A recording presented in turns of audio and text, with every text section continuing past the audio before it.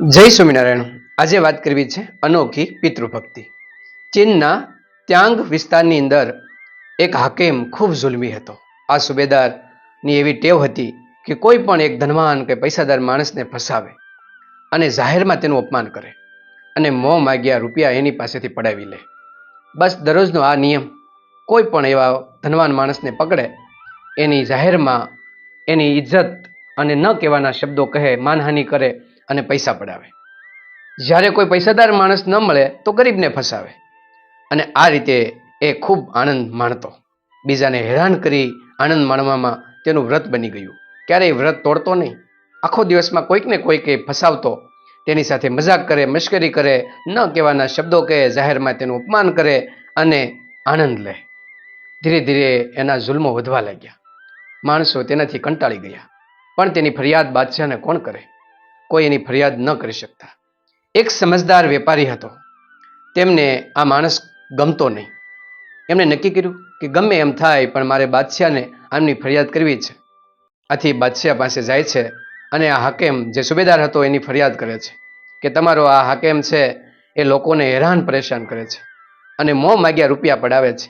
તમે એને કશું કહો. પરંતુ બાદશાહે એની વાત, એની ફરિયાદ સાંભળી નહીં અને તેના ઉપર કોઈ પગલાં લીધા નહીં. એટલે જ કહેવાય ને, સત્તા આગળ શાણપણ નકામું. આથી પેલો વેપારી સમછમી ગયો. હવે શું કરવું? એના વિચારમાં એ એક વખત એક જગ્યાએથી બીજી જગ્યાએ જઈ રહ્યો હતો. તે સમયે તે રસ્તામાં તેમણે દ્રશ્ય જોયું. પેલો જુલ્મી હાકેમ એક સ્ત્રીને સંચેડી રહ્યો હતો, તેની માનહાનિ કરી રહ્યો હતો. આથી આ બુદ્ધિશાળી અને હિંમતવાન વેપારીને ખૂબ ગુસ્સો ચડ્યો કે આ ભાઈઓને, પુરુષોને મૂકીને આ બહેનોને પણ હેરાન કરે છે. આથી તેમનો ગુસ્સો વધી ગયો. પહેલા બેનને બચાવવા માટેનો એને ઘણો પ્રયત્ન કર્યો. પહેલા સુબેદારને ખૂબ સમજાવ્યો કે તું આ સ્ત્રીને મૂકી દે, પણ મદથી ચકેલો એ માણસ સમજ્યો નહીં અને પેલી સ્ત્રીને હેરાન કરવા લાગ્યો. આથી આ વેપારીને ખૂબ ગુસ્સો ચડ્યો. બાજુમાં કસાઈની એક દુકાન હતી, ત્યાંથી એક છરો લીધો અને પેલી સ્ત્રીને બચાવવા માટે તેમણે પ્રયત્ન કર્યો.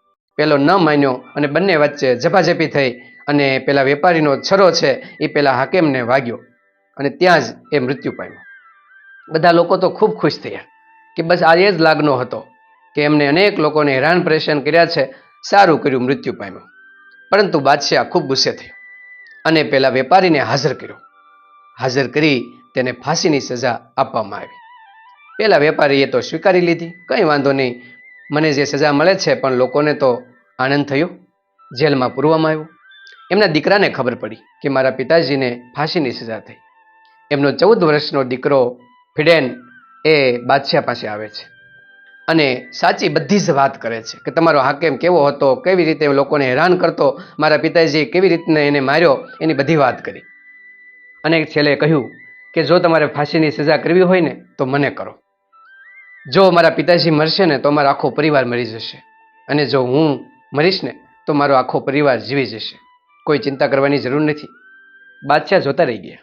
તેમને કહ્યું કે લા ભાઈ, ભગવાને આટલી સુંદર જિંદગી આપી છે અને તે ક્યાં ગુનો કર્યો છે?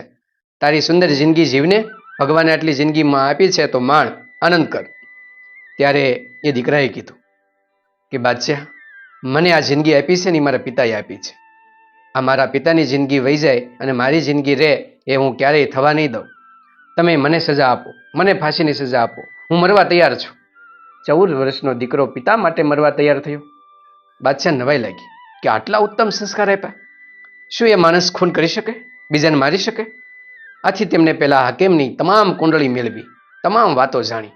ત્યારે બાદશાહને ખબર પડી કે આટલો બધો જુલ્મી હતો, અનેક લોકોને હેરાન પરેશાન કર્યા, બરાબર સજા મળી છે એને. આથી એ મૂલ્યવાન વેપારીને છોડી દે છે અને એ પિતા પુત્ર પોતાના ઘરે જાય છે. આમ પિતા માટે પોતે અનોખી શક્તિ, પોતાના મરવા માટે પણ તૈયાર થયો. આ દીકરાને વંદન છે કે પિતા માટે પોતે પોતાનું મૃત્યુ વહાલું કર્યું અને પિતાનો જીવ પણ બચાવી લીધો.